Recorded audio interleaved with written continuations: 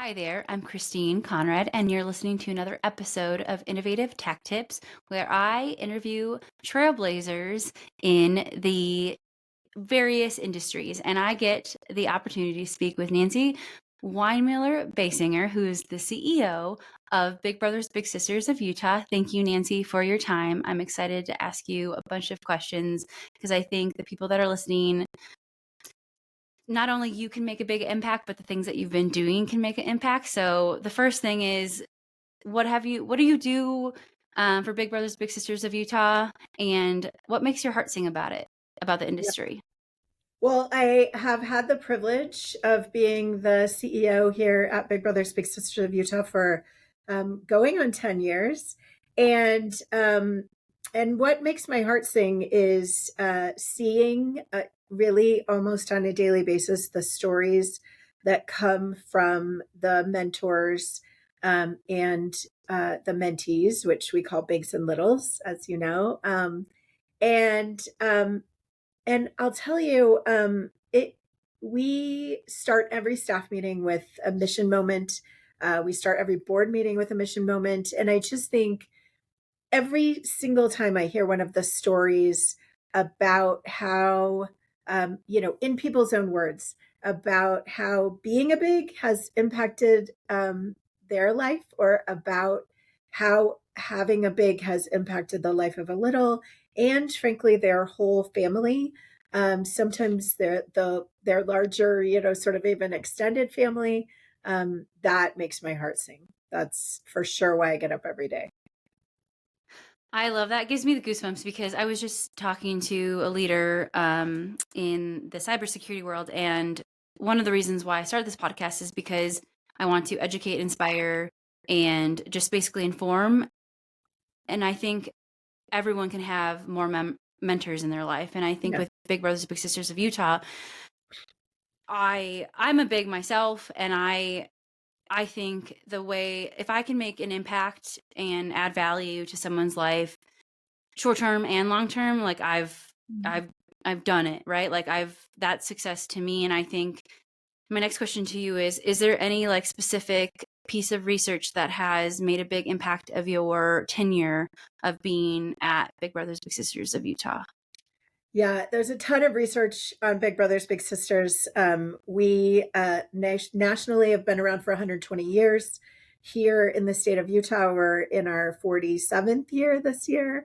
And I think the thing that impacts me personally the most is the more recent research that has come out about how having a mentor can positively impact the mental health and emotional well-being of the littles and the mentees, um, but also uh, positively impact the mental health of their big. And it seems almost like I don't know, really unexpected, but their family, right? So for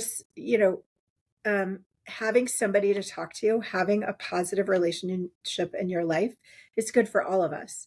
And it is good for your mental health. It is good for your emotional well-being. And we see that in our research. We ask kids when they first come to our program, a whole host of questions about their emotional well-being. And we see after 1 year, after 2 or 3 years, some of the matches last even up to 12, but we see year over year really consistent improvements in the mental health, a reduction in the depressive symptoms, for our littles. And we're just starting to get into research about how it impacts pigs, but we know that anytime somebody volunteers, they're happier, right? You feel good about giving something back to the world. You just do. And so, and then there's brand new research that just came out a couple of months ago that also says when you're a parent and you're worried about your kid and you enroll them in a program like Big Brothers Big Sisters, they have a positive adult role model in their life that is extra, that's on top of what your family can offer. You feel better too, right? Because of course you do. Mm-hmm. You feel less stressed out about your kid. That improves your mental health. So I think that as an organization, there are many friendships, there are many wonderful things that we do, results that we see, but that's the piece that I think is has the potential to have the biggest impact in our world. I again, I am passionate about it. I think I used to coach dance and teach dance, and like even that, like years later I'll have students be like, you made a really big impact. Like they'll Yeah. send me notes, and that's outside, right, of the organization, but it's just like there's so much about being able to coach, mentor, like just to be there, just to show Yeah. up for someone, a little and a big. It's just like I completely 100% agree. I do have a question. Has there been like an investment that you've made that has like been, I guess, like the most worthwhile, excuse me, worthwhile investment that you've made? Like it could be time, energy, money. Like it could be inside the organization or outside. Like, has there been one of the best investments that you've made? I think on behalf of the organization, the thing Mm-hmm. that we invest the most in is our people. I mean, our as with all organizations, right? The people in our organization are everything to the organization. And I would say the single best thing that we have done for our people that really makes a difference for them and their own career growth, but also for the quality of the mentoring and support that we're able to offer is education. We're constantly looking for new ways to understand what we do internally, to look at our own data and understand what we should be learning from our data about our mentoring matches and their outcomes, but also looking, to the world, right? Mm-hmm. To local experts, to national experts, to really try to bring the most important information that can support our staff in what they're doing every day to support our bigs and littles and their families. I love that. This is one of my favorite questions. If you could have a gigantic billboard anywhere with anything on it that reaches billions of people, Yeah. what would you, it could be a sentence, it could be a word, it could be a paragraph. What would you put on it? Yeah. Well, I probably wouldn't come up with a billboard slogan unless I talked to a bunch of really smart people like you.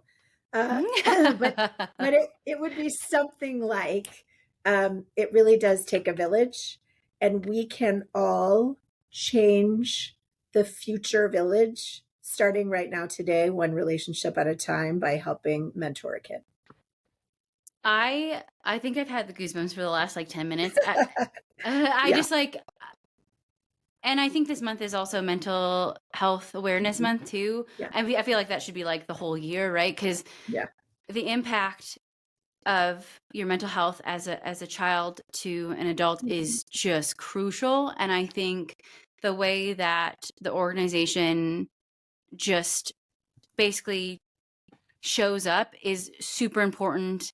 And I think you can have, like I said, you can have, there's not a cap on mentors that you can have, right? Right. Like I think that Yeah. the more that you can show up and be there for a human being, an individual in a productive, positive way, I think speaks volumes, and I think is like there's there's nothing better. I think like uh, that's the paycheck, right? At the end of the day, it's like I'd rather get that, like, because that's a longer term, it's longer success, and they're grateful for it too, right? Like at the end of the day, it's like when they reach their goals and they look back and the littles and they see that their bigs wanted to help them get there. I think, ugh, again, I don't want to go down that road because I'll probably start getting a little emotional. So I'm gonna like stop there.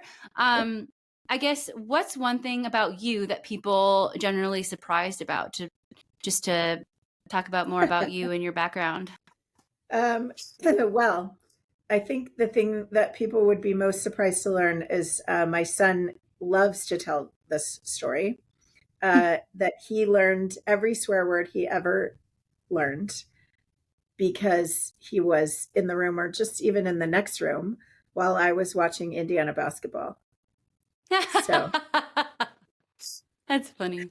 That's really funny. Yeah, I am a fan at the fanatic level. So probably most people wouldn't imagine that about me, having met me even a few times. Yeah, that's so funny. Oh my goodness.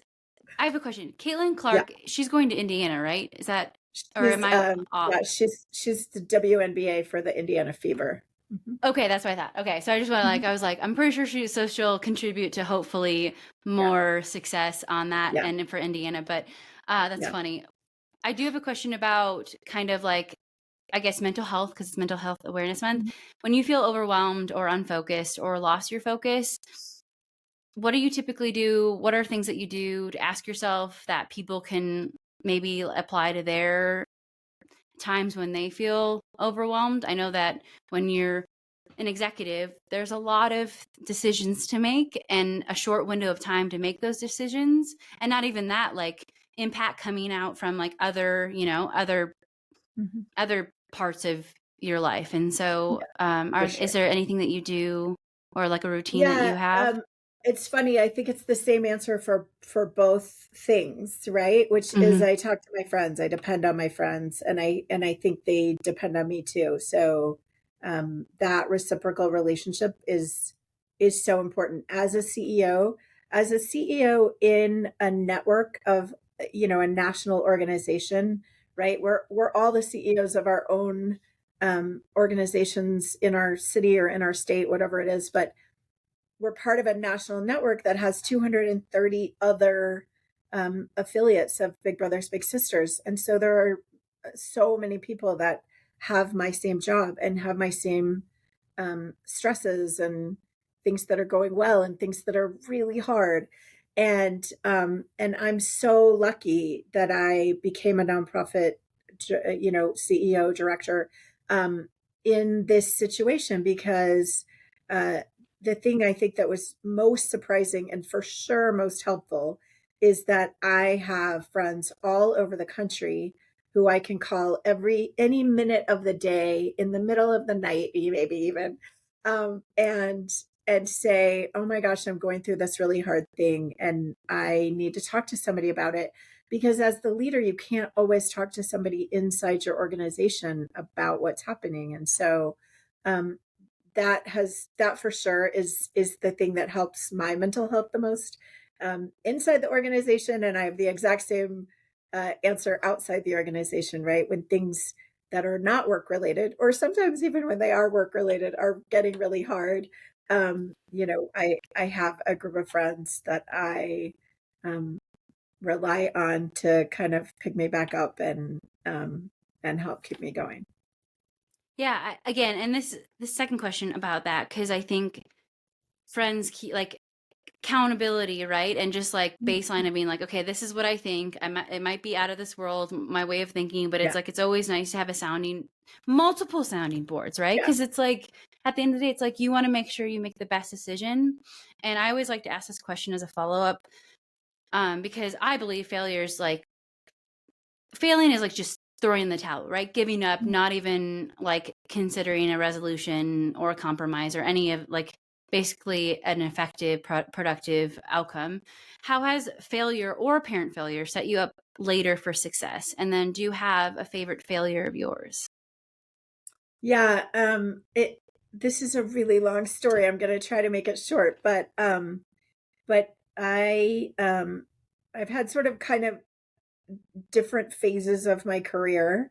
I started my career in the nonprofit world in the financial area, and then that led me to want to do a PhD. I did a PhD, and I became a professor, an assistant professor, and taught nonprofit management for a number of years. And my biggest failure, and it was a big one, is that my department voted not to let me go up for tenure. And it felt like the end of the world for a minute, maybe more than a minute, because I spent 5 years in graduate school doing a PhD, and then I spent 6 years as an assistant professor.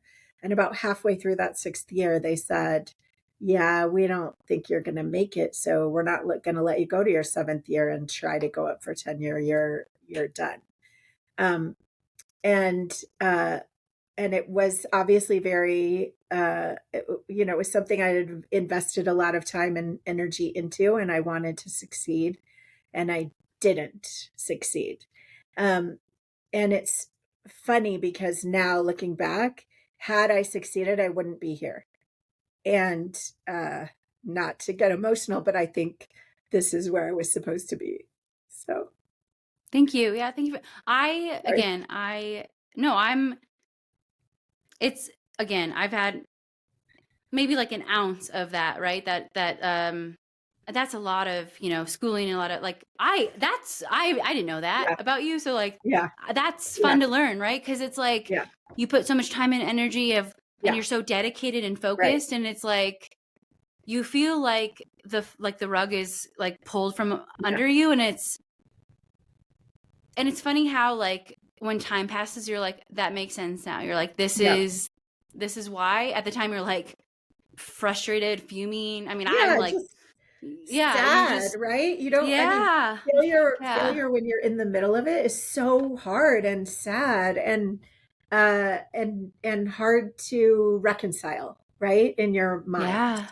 But I Yeah. think every failure I've ever had, including that really, really big one, um, Mhm. when I have a little time and can look back and really think about things, I can see why it happened. I can see that where I ended up was a place that was a better fit for me, a better fit for my skills, just, kind of where I was supposed to be in the world, I think. And Mhm. and so I think that every failure probably is a failure forward, even if we can't see it right in the moment. So, yeah, I love that question.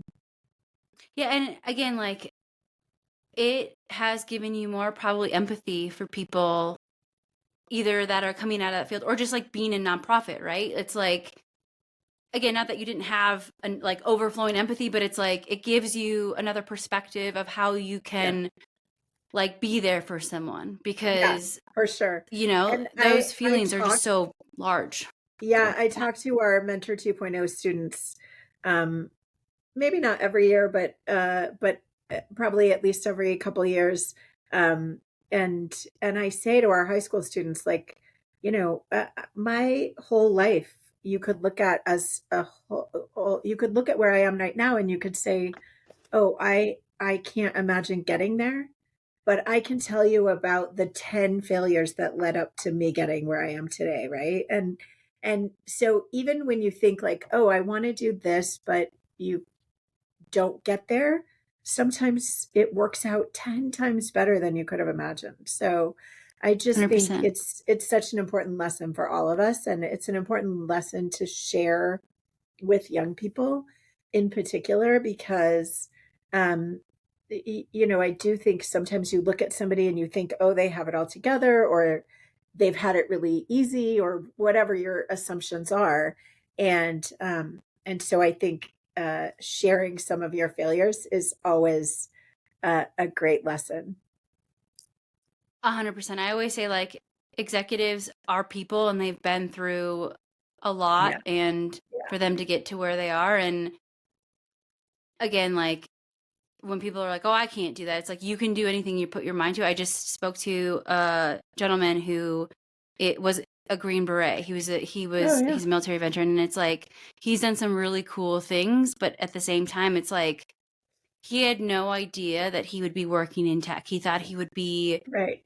in military and like life Yeah. throws you growth opportunities Yeah. and if you can pivot or adapt or Mhm. under like have some self-reflection of like why again not internally but externally of like how can I add value because Mhm. at the end of the day it's like yes it has happened again and this is easier said than done because like when it happens in the Mhm. moment you're like overwhelmed you're like the world is like closing right you're like Mhm. what is going on but at the end of the day it's like if you can see the bigger picture of like okay I understand why that happened I, I bet you, I mean, you agree with this, but it's like another person is probably going through the same thing. And then like sharing in it, it's like there's actually like studies where it's like you actually like, I don't know if it's dopamine or serotonin, but there's that it releases when you share those type of Yeah. experiences back and forth, that it like creates a bond like no Yeah. other, where it Yeah. helps the other person succeed depending on whatever difficulty that they encounter. And I just think that that's amazing when it comes to like us being human beings and having that Mhm. kind of ability. So that, Yeah. I guess, like that superpower in a sense, right? It's like Yeah. a superpower. Exactly. Yeah. Um, Couple more questions. Yeah. Uh, what are type of what are like bad, like, I don't want to say bad recommendations you hear in your professional Oh, or yeah. area of expertise, but if there's anything that you like, maybe a growth opportunity recommendation that you hear that you're like, Mhm. like maybe pivot to something that's better. Have you like, if there's, I guess, is there a common one that you have been hearing that people can like maybe learn to like, I Yeah. guess, selective hear? You know what? I think that there are two things that I hear all the time, right? As a nonprofit leader and as somebody who leads a mentoring organization, which is um, I want to start my own nonprofit, or or right. Yeah. Like particularly, really lately, we've heard a lot of schools and other kind of settings like that starting their own mentoring programs, and I don't think that anybody, Big Brothers Big Sisters, or anybody has the market cornered on mentoring. But I think the thing that can be tricky is Mm-hmm. why recreate the wheel, right? Like, I mean, Mm-hmm. and maybe there's a good reason, and that's worth exploring, but I think what's also worth exploring is who already does the thing that I would like to contribute to the world, right? Or Yeah. who already does the thing that the kids in my school really need. And Yep. I just think that um our the go-to solution seems to be to start something, right? From scratch. And I Mm-hmm. wish for more of us, more frequently, we could remind each other. Uh, Maybe the go to solution could be, let's look around, let's find partners, let's collaborate.